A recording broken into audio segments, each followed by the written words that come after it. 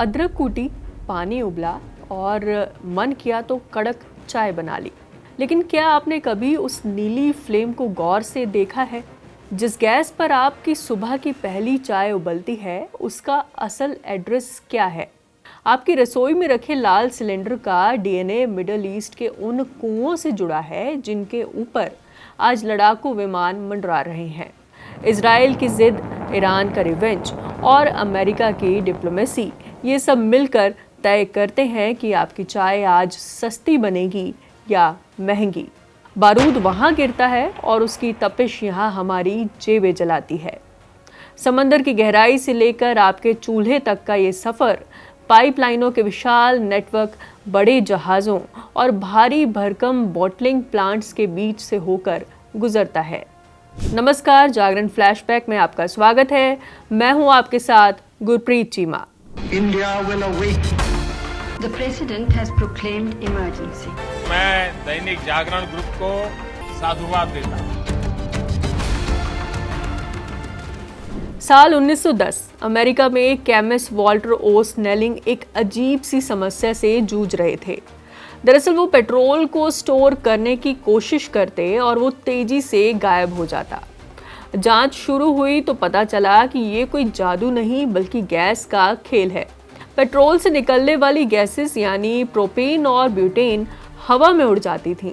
यहीं से एक आइडिया जन्मा, अगर इन गैसेस को कंट्रोल करके बोतलों में भर लिया जाए तो इन्हें फ्यूल के तौर पर इस्तेमाल किया जा सकता है। यही प्रयोग आगे चलकर लिक्विफाइड पेट्रोलियम गैस यानी कि एलपीजी में बदल गया। धीरे धीरे ये खोज लैब से निकलकर इंडस्ट्री तक पहुंची। बड़े टैंकर्स में गैस भरी जाने लगी, फिर उसे लिक्विड बनाकर सिलेंडरों में पैक किए जाने लगा। भारत में ये सफ़र और भी बड़ा था। गांव के चूल्हों से लेकर शहरों की मॉडर्न किचन तक एलपीजी ने जिंदगी बदल दी। धुएं से राहत दी, समय बचाया और खाना पकाने को आसान बनाया। 1960 के दशक तक भारत की अधिकांश रसोइयां लकड़ी, कोयला और मिट्टी के तेल यानी कि केरोसिन पर निर्भर थीं। धुआं, स्वास्थ्य समस्याएं और समय की बर्बादी, ये सब आम बात थी। इसी दौर में सरकार ने साफ और सुरक्षित ईंधन की जरूरत को महसूस किया। एलपीजी का भारत में औपचारिक प्रवेश 1950 के दशक के अंत में और 1960 की शुरुआत में हुआ, जब इंडियन ऑयल कॉरपोरेशन और भारत पेट्रोलियम जैसी पब्लिक सेक्टर की कंपनियों ने इसे अर्बन एरियाज में सीमित स्तर पर उपलब्ध कराना शुरू किया। शुरुआत में ये सुविधा केवल बड़े शहरों और उच्च आय वर्ग तक ही सीमित थी। असल बदलाव 1980 और 1990 के दशक में आया। सरकार ने एलपीजी कनेक्शन को बढ़ावा देना शुरू किया और वितरण नेटवर्क को तेजी से फैलाया गया। इसी दौरान ministry of petroleum and natural gas की नीतियों के तहत गैस एजेंसियों का विस्तार हुआ, जिससे मिडिल क्लास भी एलपीजी तक पहुंचने लगा। फिर आया 2016, जब प्रधानमंत्री उज्ज्वला योजना लॉन्च हुई। इस योजना ने रूरल इंडिया में क्रांति ला दी। करोड़ों गरीब परिवारों, खासकर महिलाओं को मुफ्त एलपीजी कनेक्शन दिए गए। इसका असर सिर्फ खाना पकाने तक सीमित नहीं था, इसने महिलाओं के स्वास्थ्य, समय और सम्मान को भी बेहतर किया। आज एलपीजी भारत की रसोई का अभिन्न हिस्सा बन चुकी है। जहां कभी चूल्हे का धुआं था, वहां अब साफ गैस की नीली फ्लेम है।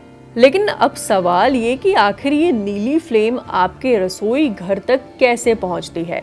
एलपीजी का सफर असल में एक लंबी चेन है, जिसे आसान भाषा में ऐसे समझ सकते हैं जैसे खेत से खाना आपकी थाली तक आता है, वैसे ही गैस जमीन के नीचे से निकलकर आपकी रसोई तक पहुंचती है। इस चेन या प्रोसेस को समझने के लिए हमें चलना होगा मिडल ईस्ट के मैसिव गैस फील्ड्स में, जैसे नॉर्थ फील्ड या गवार फील्ड। कतर का North Field world's largest non associated natural gas field है, जो कि लगभग 6000 वर्ग किलोमीटर में फैला हुआ है। वहीं सऊदी अरब का गवार दुनिया का सबसे बड़ा पारंपरिक तेल क्षेत्र है। दरअसल भारत में इस्तेमाल होने वाली एलपीजी का बड़ा हिस्सा आयात किया जाता है। Petroleum planning and analysis cells के आंकड़ों के मुताबिक देश अपनी कुल एलपीजी ज़रूरत का लगभग 55 से 60% हिस्सा Saudi Arabia, Qatar, United Arab Emirates और कुवैत जैसे खाड़ी देशों से आयात करता है, जबकि 40 से 45% घरेलू उत्पादन रिफाइनरी और गैस प्रोसेसिंग प्लांट से आता है। जबकि हाल के सालों में यूनाइटेड स्टेट्स और ऑस्ट्रेलिया भी बड़े सप्लायर बनकर उभरे हैं। इन जगहों पर कच्चे तेल और प्राकृतिक गैस के साथ एलपीजी, प्रोपेन, ब्यूटेन निकलती है। रिफाइनरी और गैस प्रोसेसिंग प्लांट्स में इसे अलग किया जाता है, ठंडा कर लिक्विड रूप में इसे बदला जाता है, क्योंकि गैस को लिक्विड बनाकर आसानी से स्टोर और ट्रांसपोर्ट किया जा सकता है। इसके बाद शुरू होता है समुद्री सफ़र। इस एलपीजी को बहुत बड़े जहाज़ों में भरा जाता है, जिन्हें वेरी लार्ज गैस कैरियर कहा जाता है। ये जहाज़ हज़ारों टन गैस लेकर समुद्र के रास्ते भारत की ओर चलते हैं और कई दिनों लगाकर यात्रा करते हुए भारत पहुंचते हुए ये जहाज़ कांडला यानी कि दीनदयाल पोर्ट, दहेज पोर्ट और हजीरा पोर्ट जैसे बड़े बंदरगाहों पर रुकते हैं। यहाँ गैस को बड़े बड़े टैंक्स में उतारा जाता है। इसके बाद गैस देश के अंदर भेजी जाती है। इसके 2 तरीके होते हैं। पहला, पाइपलाइन, जिसे इंडियन ऑयल कॉरपोरेशन और गेल जैसी कंपनियां चलाती हैं। दूसरा, बड़े टैंकर, ट्रक और ट्रेन जो गैस को दूर दराज के इलाकों तक ले जाते हैं। अब एक नज़र दुनिया में एलपीजी कारोबार पर भी डाल लेते हैं। आज दुनिया में एलपीजी का कारोबार किसी छोटे सेक्टर का हिस्सा नहीं है, बल्कि एक विशाल ऊर्जा बाजार है, जो हर साल करीब 250 से 300 मिलियन टन गैस की खपत और लगभग 200 से 250 अरब डॉलर के व्यापार के रूप में सामने आता है।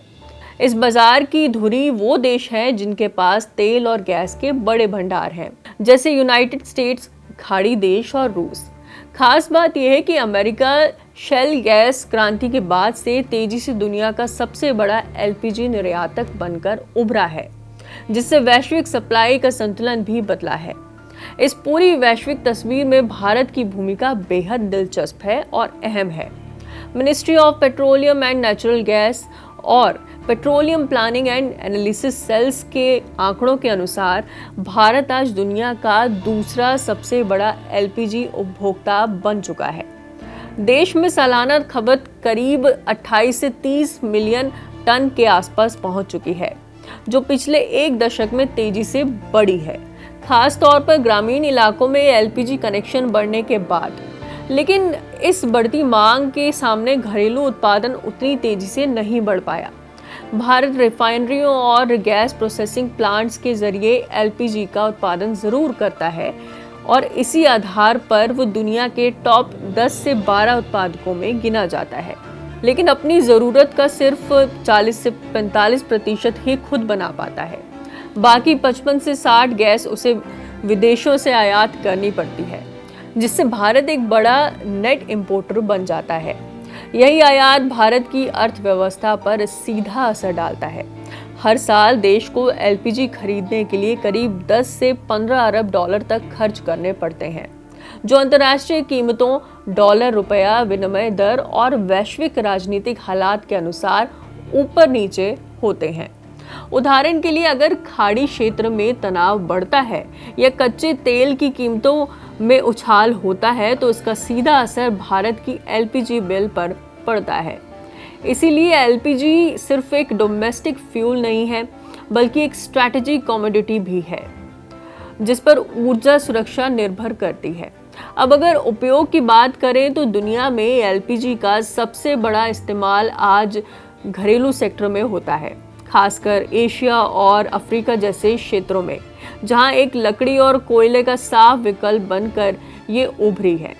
भारत में भी ये सबसे बड़ा उपयोग है, जहां करोड़ों घरों में खाना पकने के लिए एलपीजी का इस्तेमाल होता है।